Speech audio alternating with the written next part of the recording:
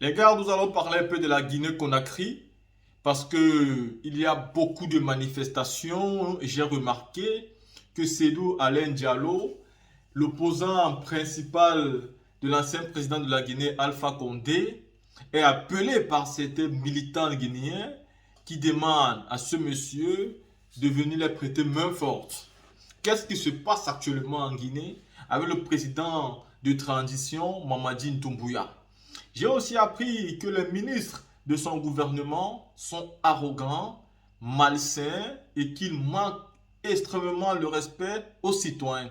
Et donc, depuis un moment, les Guinéens, tous autant qu'ils sont, sortent massivement pour manifester au point où les autorités guinéennes ont sorti un arsenal militaire fou pour intimider la jeunesse. Moi, j'ai eu l'habitude de dire ici que Mamadi Doumbouya et Ibrahim Traoré devaient prendre l'exemple sur le président Assimi Goïta, qui a mis de la transparence dans sa gouvernance et dans sa manière de faire les choses. Et aujourd'hui, vous voyez très bien que les fruits portent, que son travail porte ses fruits et que toutes les populations africaines se sont mis ensemble pour apporter leur soutien au combat du président Assimi Goïta. Parce que nous savons ce qui se passe et il ne fait rien en cachette. Et pourtant, en Guinée, nous sommes un peu confus parce que j'ai souvent du mal à savoir exactement dans quoi se trouve Mamadi Doumbouya, qu'est-ce qu'il veut réellement faire. Mais bon, moi j'ai toujours la conviction qu'il est dans la même logique du président Assimi Goïta. Donc jusqu'à preuve de contraire, moi j'apporte toujours mon soutien via Mamadi Doumbouya.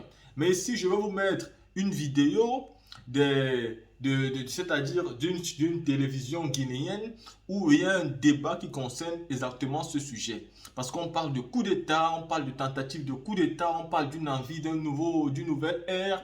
On ne sait pas s'il y a un téléchargement ou bien les gens ont même dans la tête de faire un coup d'État contre Mamadi Doumbouya. La team, écoutez ça.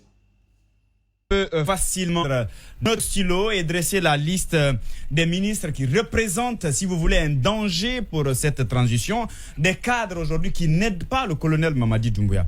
Premièrement, vous savez que dans des situations pareilles, en tout cas en période de crise, il faut que c'est-à-dire le gouvernement ou les ministres agissent en synergie. C'est-à-dire, en fonction des réalités du moment, vous devriez être capable de faire une communication dans ce sens-là.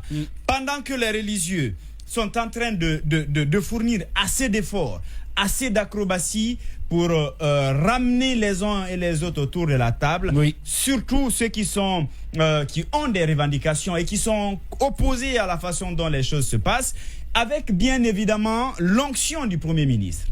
Si c'est ce moment-là qu'il faut choisir pour traiter les gens de badauds, pour tenir des discours, c'est-à-dire, je ne sais pas, va en guerre, il y a un sérieux problème. Parce qu'après, on se pose la question, comment voulez-vous que les gens viennent autour de la table, que les gens renoncent à leurs revendications pour venir discuter avec vous, pour trouver un compromis, si vous devriez choisir ce moment-là pour les traiter, par exemple, de badauds, pour traiter leur initiative, si vous voulez, de guérilla. En tout cas, je pense vous voulez dire qu'ils ne sont pas en train de faciliter la tâche aux religieux qui sont en train de faciliter. Ils ne sont pas en train d'aider le colonel Mamadi Doumbouya. Et il doit le savoir. Parce qu'après, il n'a qu'à se poser la question, quelle est l'intention réelle de ceux qui sont en train aujourd'hui d'aggraver la situation? Quand vous prenez, on décide de faire la guerre aux hommes de médias. On décide de faire la guerre aux acteurs de la société civile. C'est sur tous les fronts. Vous vous rendez compte qu'il y a quand même un véritable... Qui peut s'en sortir, qui peut sortir, qui peut aller vers... On est dans un bourbier. Mais c'est quand même compliqué. Et ça saute aux yeux. Alors la question que l'on se pose, est-ce que ce qui est en train de se passer, c'est-à-dire ceux qui le font s'inscrivent dans la logique du colonel qui a changé peut-être les règles du jeu, qui a changé peut-être ses engagements? Si ce n'est pas le cas, si ses engagements restent les mêmes, ça veut dire qu'il doit comprendre qu'il y a aujourd'hui des businessmen de la crise qui pensent aujourd'hui qu'avec la crise, ça peut peut-être conduire à un glissement. Ça leur permettra de rester ministre pendant longtemps et de bénéficier des privilèges qui vont avec. Mais c'est de se tromper. On a connu des ministres, quand ils ont été débarqués, ils ne pouvaient même pas rester dans leur quartier parce qu'ils ont posé des actes qui les rattrapent. L'histoire, c'est l'histoire. Et l'histoire, elle est têtue. Les actes que vous posez vont forcément vous accompagner. Si aujourd'hui, vous pensez que vous êtes au sommet et vous êtes dans le beurre, ou tout au moins vous avez le pouvoir d'agir comme vous voulez, vous devrez aussi retenir que ce pouvoir-là, il n'est jamais éternel. Et que les gens vous jugeront après. Vous serez mis devant ils vos vous jugeront sur vos actes. Cela, bien évidemment. Parce que ce facteur-là, les gens ne doivent pas le négliger. C'est extrêmement important. Après pouvoir, après cette transition, il faut que les ministres soient capables eux-mêmes de se poser la question. Comment je serai après cette transition? Nous sommes en train tous aujourd'hui de vivre l'après-Moussa Dadis Camara. Bien sûr, l'après-pouvoir de Moussa Dadis Camara. Est-ce que je serai capable de marcher seul après cette transition? C'est quand même important. On a quand même vu des ministres qui, ils n'ont pas besoin parfois de se faire accompagner par des gardes corps. Voilà, ils se promènent parce qu'ils savent qu'ils n'ont pas posé d'acte qui peut amener les gens aujourd'hui ou qui peuvent les amener à baisser la tête. Je me rappelle de Baouri qui était à l'époque ministre de la Réconciliation nationale. Je l'ai aperçu dans son véhicule à l'époque. Je lui ai demandé, il était là-dedans. Pas de chauffeur, pas de garde-corps. Quand je lui posais la question, je lui ai dit, mais ça c'est imprudent. Il dit non, je n'ai peur de rien parce que c'est extrêmement important. Je n'ai fait rien à quelqu'un. C'est extrêmement important. Justin Mourad Junior, il est là, partez là où il est.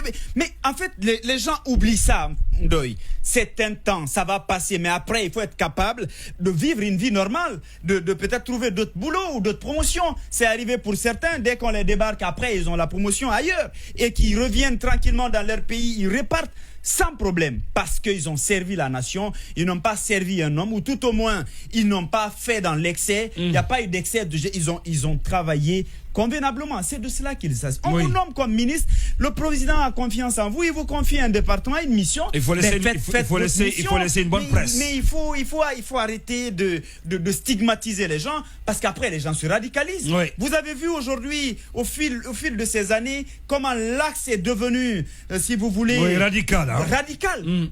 Et à juste raison, parce que ce qui est en train de se passer sur l'axe est anormal. Et ça révolte. Mais croyez-moi, le président. Il faut poser la question tout à l'heure parce qu'il faut se poser la question pourquoi le Niger, pourquoi le Toulouse, pourquoi l'axe Lambani, Kipé, Taouya ne sortent pas quand il y a manifestation, mais c'est seulement sur l'axe jusqu'à Gambélé. Après le 5 septembre, vous avez vu les gens sur l'axe. Ceux qui étaient ce jour-là ne sont pas sortis parce que colonel Mamadi Doumbouya est de l'axe, ou parce qu'il est de la région, ou parce qu'il s'appelle colonel Mamadi. C'est pas ça. Parce que les premiers engagements qui ont été lus sur les réseaux, qui ont été diffusés sur les réseaux sociaux, avant même qu'ils n'arrivent à la RTG, les a réconfortés. Et les a amenés ils ont été embarqués. Bien évidemment. Mais aujourd'hui, qu'est-ce qu'on en fait? Est-ce que lui-même, quand il écoute son discours du 5 septembre, est-ce qu'il pense réellement que c'est lui-même qui a... mais c'est qu'on n'oublie pas que le pouvoir, ça change l'homme. Oui, mais on le disait hier, c'est la métamorphose de l'individu, le pouvoir. C'est trop tôt, et je pense qu'il a encore le temps. Moi, j'ai confiance en lui, et cette transition doit réussir. Mais pour y arriver, il faut véritablement rappeler les faucons à l'ordre pour qu'on sorte de ce bourbier.